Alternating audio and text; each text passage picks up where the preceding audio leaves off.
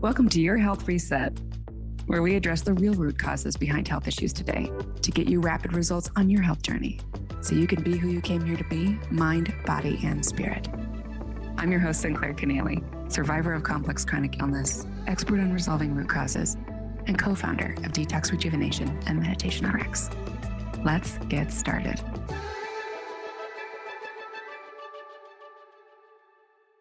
Welcome back. We are continuing our conversation on root causes and the rapid results that are possible when you finally address those root causes. I'm your host, Sinclair Kennally, and today I'm joined by the wonderful Dr. Chris Shade, who is a luminary in the functional medicine field and has just built a phenomenal product line helping people to actually address the root causes that are affecting so many people today. Welcome, Dr. Shade. Thank you, Sinclair. Happy to be here. Fantastic. I would love to start with why this is such an area of focus for you. Why are you so passionate about helping people to recover from these exposures that we all have to deal with, the heavy metals, the environmental toxins, and the mold? And let's start there. Yeah, it's always funny. Why do you do what you do? And you always want to say, well, my father died of exposure to this and that. And I knew. Everybody wants to hear that story. And sometimes you're not really sure. You just end up going that way. And in the end, you know. And so I had this path. I wasn't straight laced, but I was just going down this sort of conventional path. And then a couple of things in college really shifted me over. I became an organic farmer. And so I was looking at health from a soil to food to people type world. And I tried being an organic farmer, and I joked that I went out of business the year Whole Foods came around. There wasn't any money in it then. And I went from there and I went to graduate school, and I was looking at pollution in the environment. And then I ended up studying mercury in the environment. The ironic thing there is I'm studying mercury in little amounts in water. I'm studying it in insects. I'm studying it in birds and frogs and fish. We're really worried about these frogs and insects while we've got a mouthful of these freaking amalgams. It was just crazy. And I remember talking to this one guy, Holger Hintelmann. He was on this German guy up at Trent University. He was on my thesis committee. And I'm like, well, what about this? And he's like, I don't know that it's really a problem. And really, there's no better alternatives available. Now, at the time, there was probably 30 different non-metallic fillings. Remember, amalgam fillings were developed in like 1870, maybe earlier. Like, this is old technology. And so I finished my PhD. I started doing analysis. I started my company, Quicksilver Scientific. I was doing environmental analysis, and I wanted to jump over to humans because shortly after I was talking to him about this, I had this huge, oh my God, I feel all this stuff just dripping through me. And it really weighed on me. And then I started this company, and I wanted to start working on humans. And you don't realize how much you're held down until you get out from under it. And so I got all my amalgams taken out one day, which was way too fast. Started taking all this DMSA to get it all out. Just about destroyed myself. I was just tanked. My adrenals were shot. My thyroid was shot. My mitochondria was shot. My brain was shot. And in the middle of all that and watching functional medicine teachings here in Boulder County, it just like suddenly hit me. We can't force all this stuff through the kidneys. We can't move everything around with these chelators. We've got to open up the natural drainage paths. We got to connect all the dots that are supposed to do this and work primarily through liver and GI. And when I did that, I just fixed everything and got everything better. And I'll say, I started doing all this detox stuff, and then I really wanted to get into longevity. And I was going to A4M, and I thought, wow, I really want to get to these sexier things. But once I got there and I really understand longevity medicine, it all starts with detoxification. It all starts with these things, NRF2 and PK, that you upregulate, that clear everything out and allow you to have an inner regenerative chemistry. Until you get all this stuff out of the way, you can't do that. Yeah, it's so well said. I'm in complete agreement with you. And I'm so grateful for the product line that you developed because we really do see magnificent shifts in people. So I want to talk about that a little bit. Why is that? Why are your products so effective? We throw out this word liposomal and everybody kind of goes, uh-huh, okay. So what is the mechanism of delivery and why is it so? Yeah. Why is it so important? So I got into liposomal delivery because I had a bioavailability problem with glutathione. I started onto this natural detoxification. By natural, I mean using, not just forcing something out, but amplifying your own baths. And I Mm, had this terrific binder called IMD that was specially made. It was like a little 100 milligram spoon of this was like 90 chlorellas in its binding power. So I had that. I had some polyphenols, some things that kind of bring up NRF2. I needed to get glutathione in, and glutathione, you put it in your stomach and the peptidases in digestion will break down this tripeptide. It's 3 amino acids linked together, glutamate, glycine, and cysteine. The cysteine got that sulfhydryl, but goes through the GI and clip, and it's just amino acids again. And so you needed to get it in. You needed to cheat to get it through. And so I came upon these things, liposomes. Liposomes, you got this sphere. It's kind of like a water balloon, and the membrane of the water balloon is a phospholipid bilayer. Same thing that your cell membranes are made out of. So you're making these little cells, and you got glutathione inside them. And if you make them small enough and stable enough, they'll absorb right through the oral cavity, right into the capillaries below, and in the stomach and in the upper GI, and they'll get past. They'll be protected from the digestive enzymes in this little casing. And so it was really important to get glutathione into the system. Now, the key to making that happen, you had to make the things really good. You had to make them, they have to be in a certain size range. They're going to end up being transparent because they're smaller than wavelengths of light. So these things that are milky and thick and goopy, you get a little absorption, but not really a lot. And once we started succeeding with the glutathione, and then we had lipoic acid, we had GABA, CBD, we realized how many compounds out there need this kind of delivery. So the first was getting in there with the glutathione.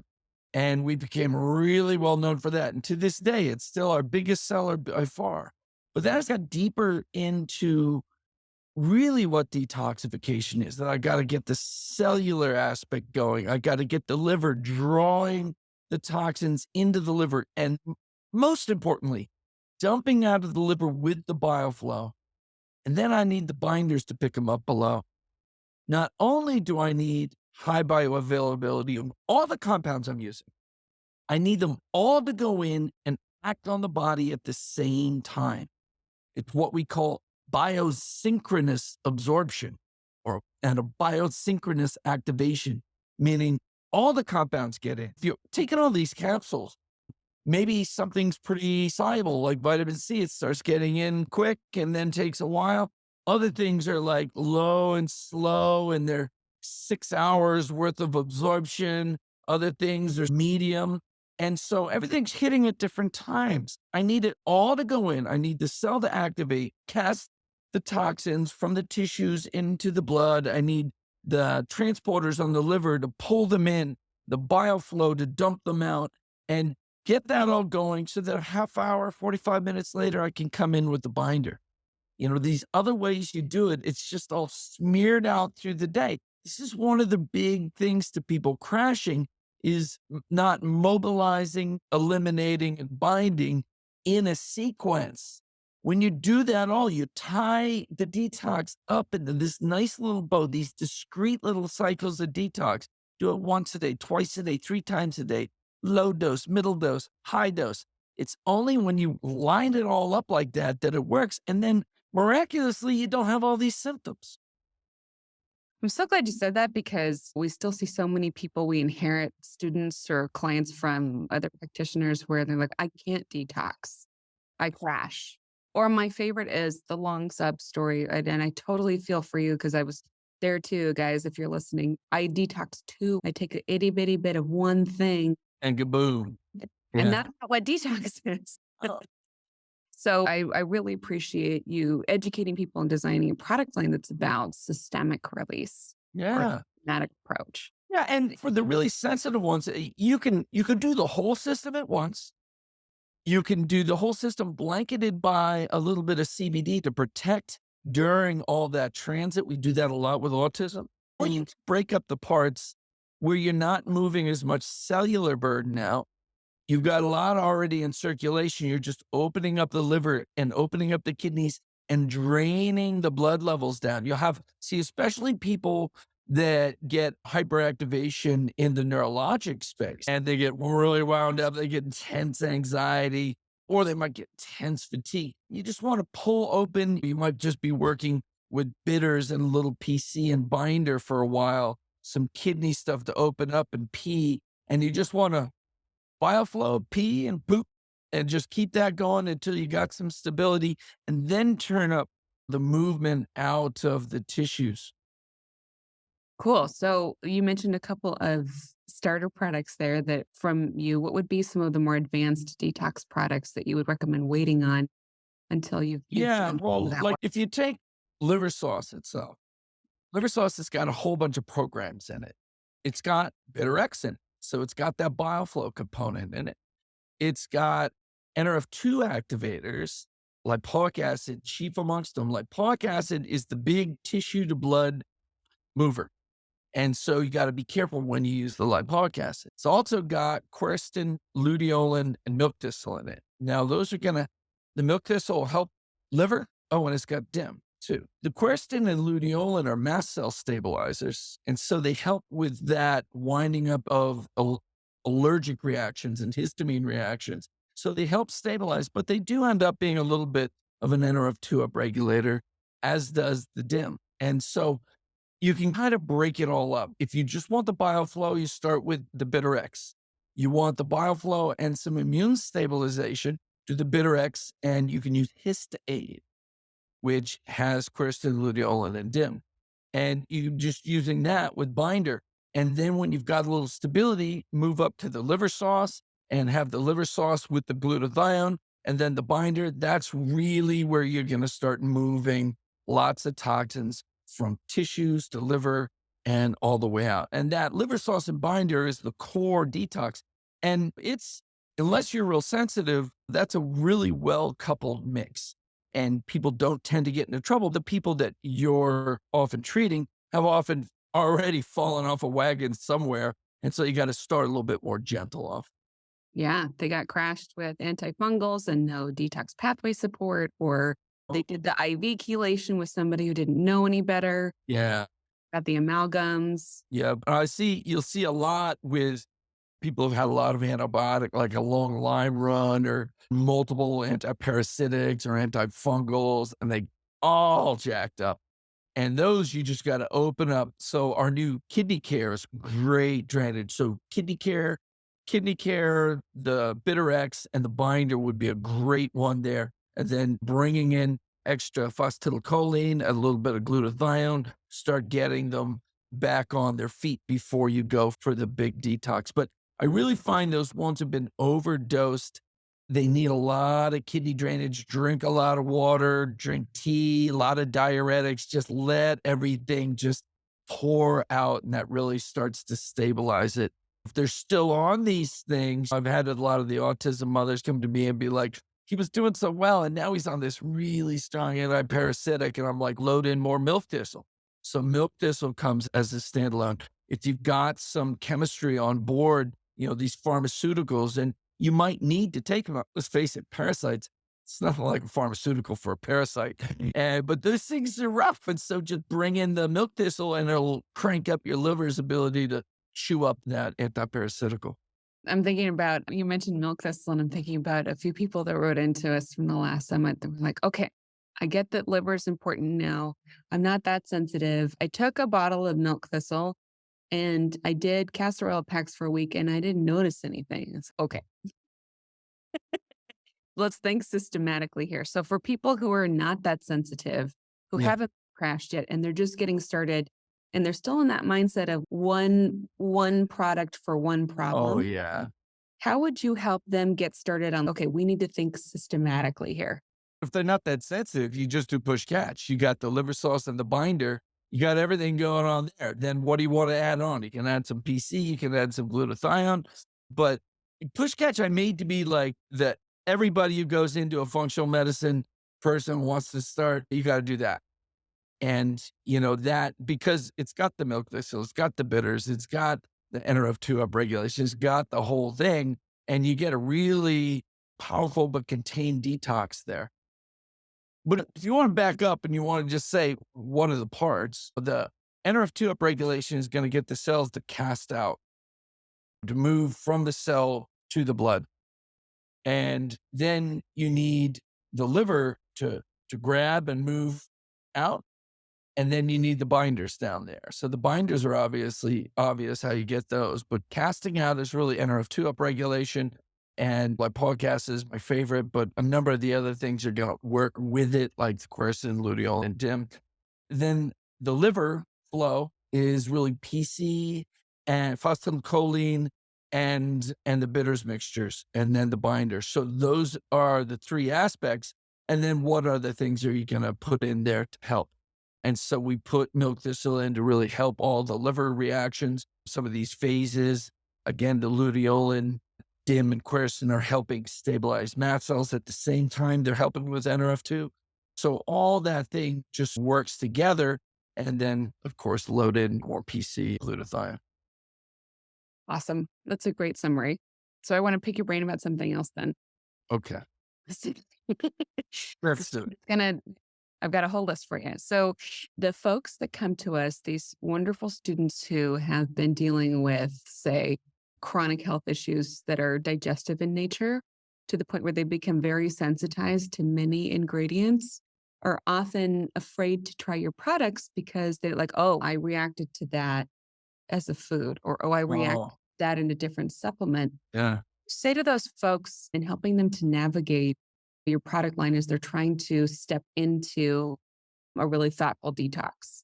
Oftentimes they'll react less in this supplement because when you take a capsule of something, it goes down in there, you got a whole bunch in one area. Now, you're not getting a lot of bioavailability, so you're overwhelming that with taking 500 milligrams of this or such and 1,000 milligrams. And so it breaks open in the stomach and or the GI, and there's a ton of it right there. And it's real intense, high concentration. And often that reactivity happens right there. With these absorptions, you get it, you're doing a small amount into the blood. But you don't have all this GI and liver action going on where a lot of that windup begins. Now, then a lot of these, we end up blending things like the quercetin, luteolin, and DIM that are helping calm down sensitivity. Now, the other way you can calm down sensitivity, so that's stabilizing mast cells. Quercetin, luteolin stabilize mast cells. DIM shifts you from Th2, Th17 dominance, which is an allergic hyperreactivity, over into T regulatory dominance. So it's taking the T cells and making them more peaceful. Then another thing, another great tool you have are the calming things, CBD and GABA.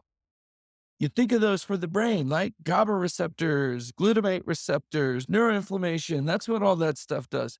The immune cells, mast cells, macrophages, all have cannabinoid receptors, and they all have GABA receptors. And what those do when you've got cannabinoids docking on them, they serve to turn down the reactivity. Judy Mikovits calls it the dimmer switch. It's the dimmer switch on the neural reactivity and the immunological reactivity. So when we got into, we really honed our craft in autism. I got Autism 1, TACA, MedMaps every year. And we started and had homeopathics and really low dose stuff. And we're just dabbling. And soon when we learned, one, to use CBD to calm down the reactivity, and two, to couple the bioflow and the binders right, all of a sudden we could take these kids to high order detoxes without all that windup. And often we miss this CBD GABA thing. Any reactive person, where it's immunological or neurological reactivity, needs some of those dimmer switch activities. So between the dimmer switches, the histamine stabilizers, and the T cell regulator, that's really calming everything down. So that's histaid, it's any of the GABA L-theanine, the CBD, CBD Synergies AX combines CBD and GABA together. Mhm. All those things really calm down the system. And then the CBD Synergies PN has curcumin, boswellia, CBD, and beta caryophyllene. That's like a whole system inflammatory, just like a waterfall, calming down all the flame in there. So there's a lot of tools to use in there, and just don't forget those calmers because they work on both of those levels. I love that. That's a great summary for folks, I think, and it's going to help a lot of people understand how to approach things when Yeah. they've already become sensitive, right? Yep. I have to share a story. This is off topic, but I think it's important for us to remember that life events are also stressful to the body and that we can kick off detox in that way. And everybody's been through a lot of stress in the last couple of years. So I'll just share that Yep. I handed out your GABA and your CBD and binders to everybody who came to my grandmother's wake. It was like a Oh, Caribbean Irish family. And I was like, a little breakout was going around into different people's houses. great. And everyone was very well behaved. Just Yeah, very well behaved. I got to bring that to some of my family events. So there's a little left-right thing going on. They could just get a little wound up. And it's amazing how well this all works. And we lose context of what stress is. Stress is all the different things. Biological stress, all of them shift us into sympathetic dominance. And so what's sympathetic versus parasympathetic? Sympathetic, it's fight or flight, right? But parasympathetic, we say rest and digest. It's rest, digest, repair, regenerate, detoxify. It is all of the healing modalities. So the calming things shift you into that space. That's why it works so well in the autism. They have this neuroinflammatory reaction going on between the activated microglia. They're an immune cell that are supposed to not create inflammation, but they start it. And the neurons with the glutamate receptors, and they end up wound up and they keep you in fight or flight all the time. So we had to put the GABA in first. Just give it a couple of minutes to get in there before you start putting all the detox stuff. And it just creates this safe space where the body's able to go, okay, I can let go of that. And so whether it's physiological stress, mental stress, all that stuff's got us into this, or whether you're stressing yourself out about detoxing and you're getting it too wound up, stressing yourself out about your health. There's so many ways that we do that. So these are almost prerequisites to get into the zone of healing. yeah, that's really well said. So you mentioned autism, and I would love for you to list some of the conditions that you think would be really well served if we started thinking about them in terms of detox.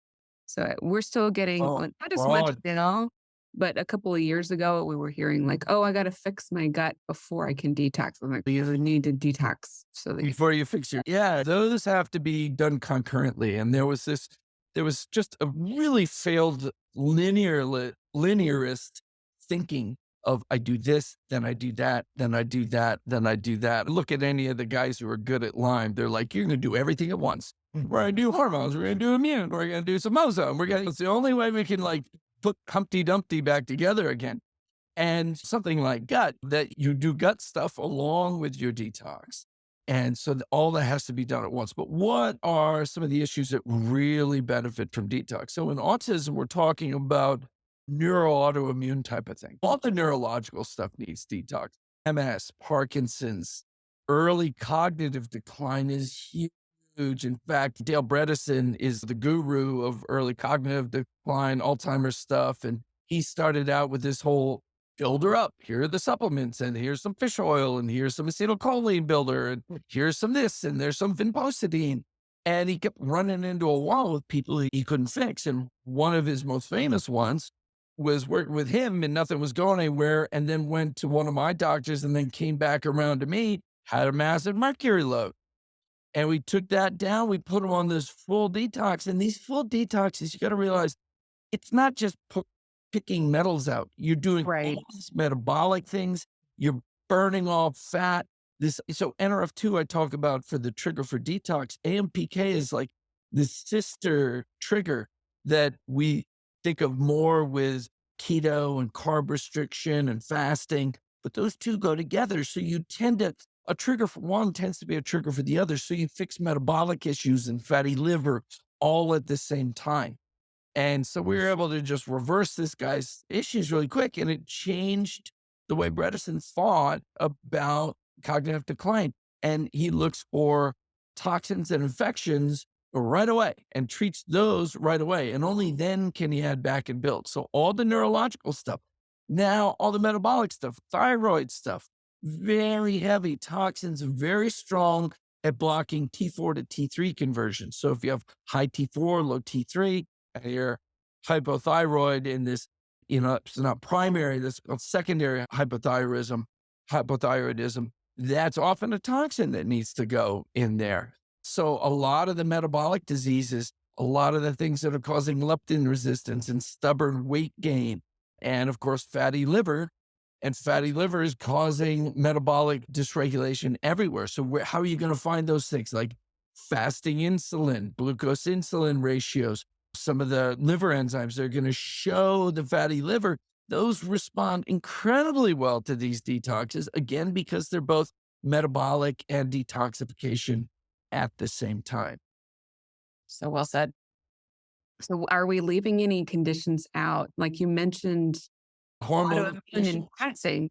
Any other autoimmune issues that you think could benefit from this? all of them. I always get a benefit. Quite often there's an overlap between toxins and chronic infection.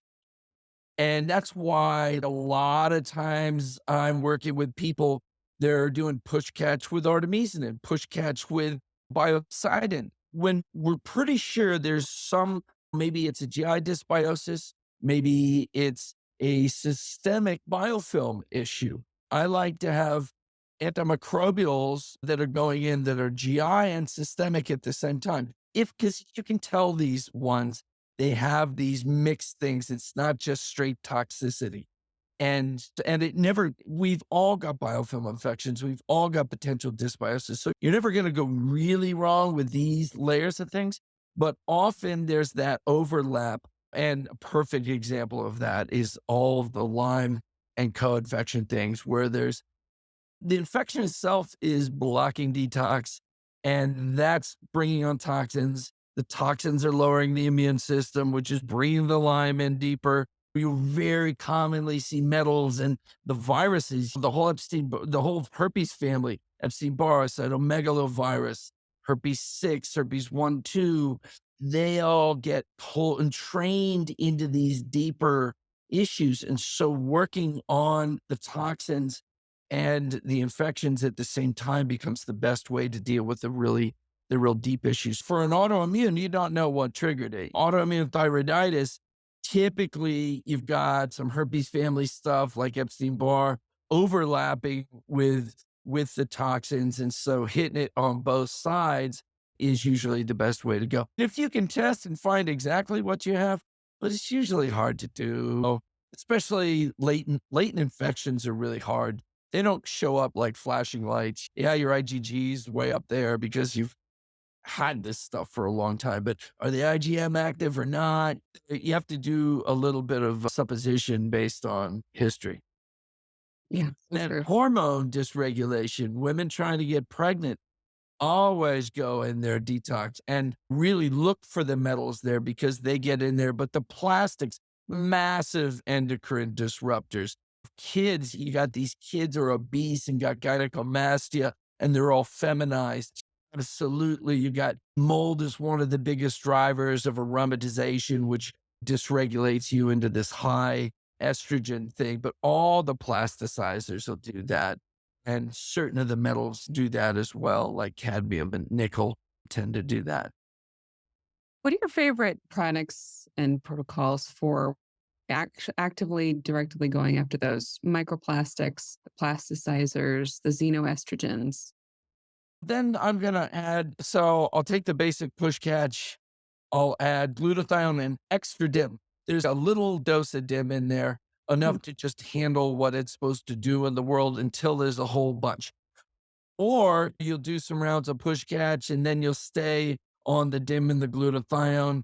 PC I put in there as well. They're helpful for turning over these big pools, but you can get them out in not too long a time. We use a couple of your products, including your DIM and your glutathione, for helping men too with Yeah. sleep. healthy erectile functioning. And what's Yeah. fun, it's And fun. You watch their voices drop. They talk about their balls dropping. They yeah. get this action back, and it happens surprisingly quickly. That's awesome. We have a new one called Cardio Care. It's a circulatory thing with a Really? Chinese Western herbs and citrulline. And oh my God, it is so good for all circulations. You're like Raynaud's women who are like freezing fingers. They'll Mhm. warm up in 30 minutes. They'll be like, what happened? And erectile wise, it's just a winner. That's a great one post-COVID. Oh, it's been a huge post-COVID thing. Post-COVID, there's a screw up to your own internal antioxidant system. It's an NRF2 blocker. So you're not able to make glutathione superoxide, just mutates your you have this grinding long oxidative stress going on and inflammatory stress. Our CBD, PN, little C and glutathione for a couple weeks after help you through that. But that cardio care, no, it's called performance cardio. Oh, that's been just awesome for opening everything back up. Well, that's really encouraging news. Thanks so much for sharing that. That's a Yeah. really Yeah, timely look for product. the kidney and the cardio are the new ones, and they're freaking like everywhere you were doing push catch and this and that and bitters and binder, you just throw on that kidney care on top of it. And anywhere you got circulatory issues, you throw on that performance cardio. They're major new additions. Okay, so I want to pick your brain about one last thing, and that's so people know me as the liver lady because we help people with really intense liver stagnation. They can really tolerate almost nothing, and or they're trying to save their gallbladder, or they got removed, and they're one of the 41% Americans who their issues still persist after gallbladder removal. Yeah. So yeah, it's a failed surgery for sure. Yeah. So, what would you say to those folks if they're in that position where they're in advanced liver stagnation issues? Maybe they have non alcoholic fatty liver disease, or they're coping with gallbladder issues, or they're a practitioner who works with those folks. Any advanced tips for those guys? You got all the tools right there. There was a doctor down in Houston, Chung Wan. He did 100 people that all had non-alcoholic fatty liver. He did them on push catch twice a day with a choice of 2 IFM diets, no major fasting or anything. And in 30 to 60 days, he had 80% of them with major improvements in the fatty liver status, including 12 with gallstones, 3 totally removed, the other 9 strongly reduced. One went from 1.7 centimeters to 1.14 in 30 days. Mm. So all the tools are there. You want to intermittent fast because intermittent fasting and lower the carbs, especially say if you don't eat breakfast and you have a carb-free lunch and then some carbs at dinner, that is going to get AMPK activation elevated along with the NRF2. And when AMPK goes up, NRF2 goes up too. But AMPK is essential for the lipolysis, for burning up the fatty aspect. And it's blocking all of the inflammatory cascade of this advanced liver stagnation. And doing that, bringing in bitters, doing a formal detox with a lot of the push catch, bringing in extra PC, and when you're not on push catch, integrating into your life the bitters, whether it's bitters 9 or bitters X, bitter X a little bit stronger for that, bitter 9 a little bit better if you don't have good digestion. Mm. Bringing bitters into your life as a lifestyle thing and bringing PC into your life as a lifestyle thing. I know a woman who, family of 5 sisters, she's the only one who hasn't gotten her gallbladder out. She was very symptomatic and had high lipase and amylase when I first met her. She was the wife of one of my executives. We're 6 years into this relationship. She's brought that into her lifestyle. She never had to lose her gallbladder. She's not symptomatic. Those levels are a little low, higher than regular people, but they're not in a bad way. So all this stuff is definitely handleable. And these are the main tools for working with it. Awesome. Thanks for your contribution. I really want to give you a chance to myth bust a little bit here at the end. Oh, happy to.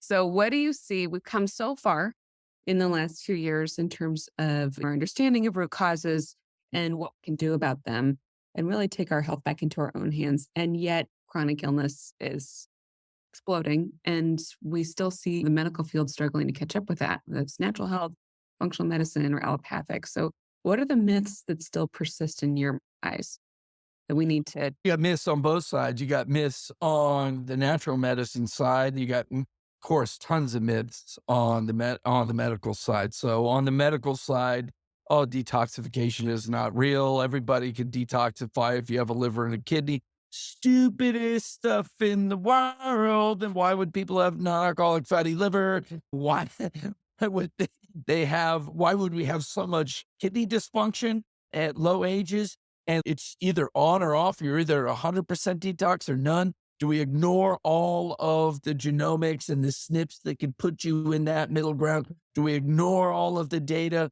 on all of the things that downregulate detoxification chronically? Do we ignore that we know so much about endotoxemia and how it drives inflammation, blocks detoxification, drives neuroinflammation, drives the decay of the circulatory system, blocks liver function, blocks kidney function. It's documented up, down, left, and sideways, and we're still going to ignore that. And we know how much leaky gut we have. We know periodontitis. We know UTIs all drive endotoxemia, but we're going to ignore that. All right, so I'm done with the mainstream people. They're just got their head up.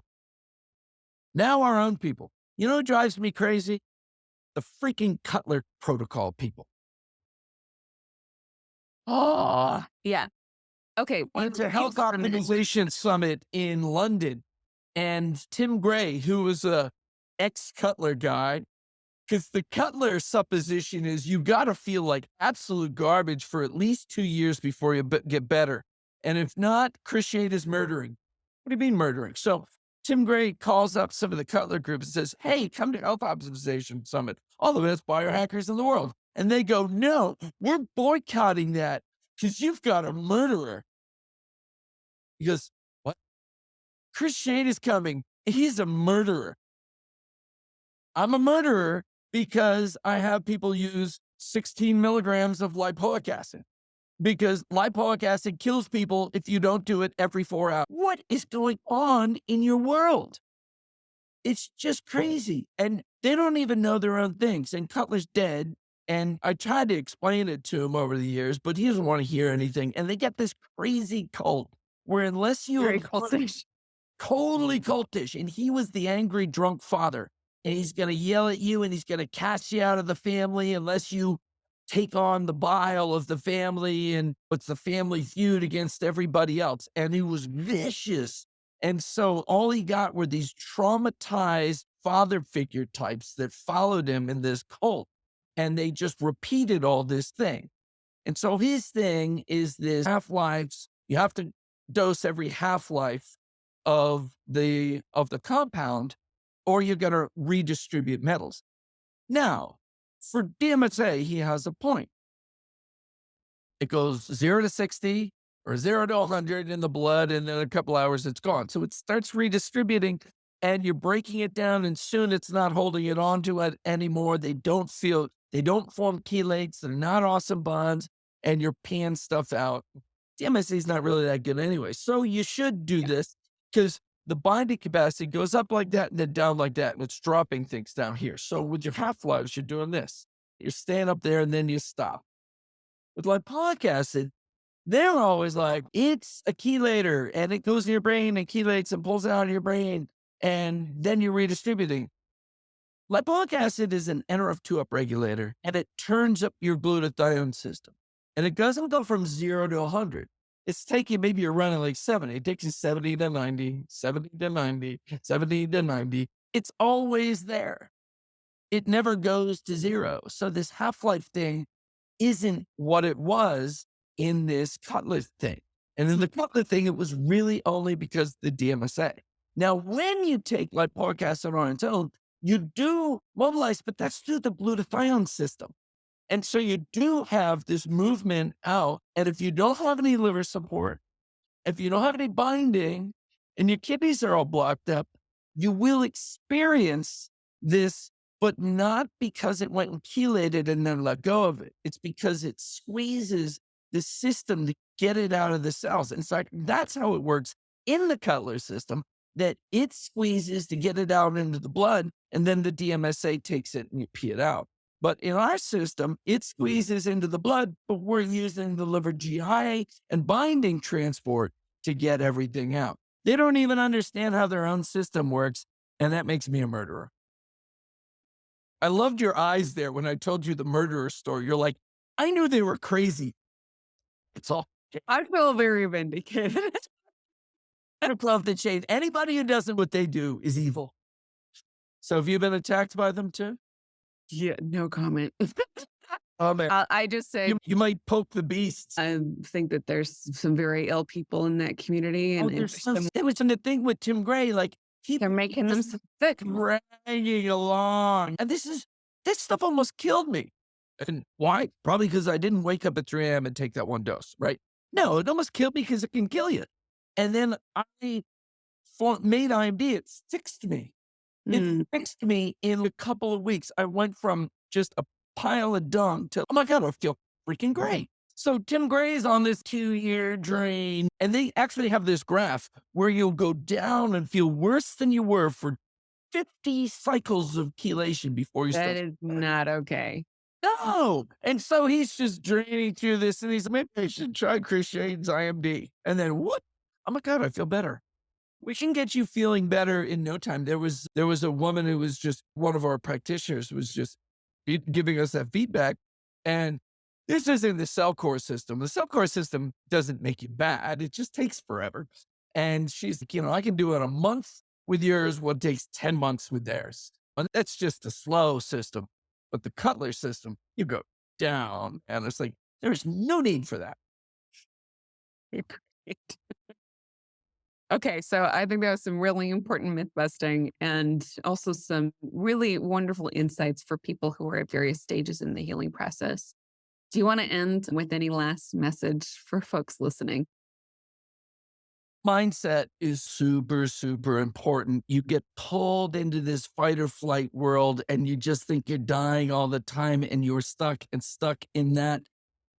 It's amazing what meditation, Tai Chi, yoga, just breathing, mindfulness can shift you out of that sympathetic into a balanced state, restore parasympathetic activity. You've got your crutches, the CBD and the GABA to work with you. But if you can't get your mind settled, and if you can't let go of something your spouse said to you a week ago, what your mother said to you 20 years ago, how you gonna let go of all the toxins? So just find the chill zone and everything will start to come out.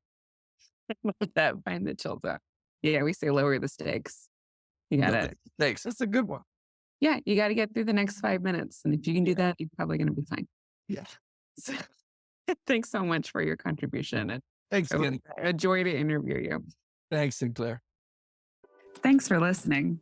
Go to detoxrejuvenation.com to find the links in the show notes to everything we covered in this episode. Please subscribe, review, and share with other humans who need this precious information. Let's help each other. Until next time, love, Sinclair.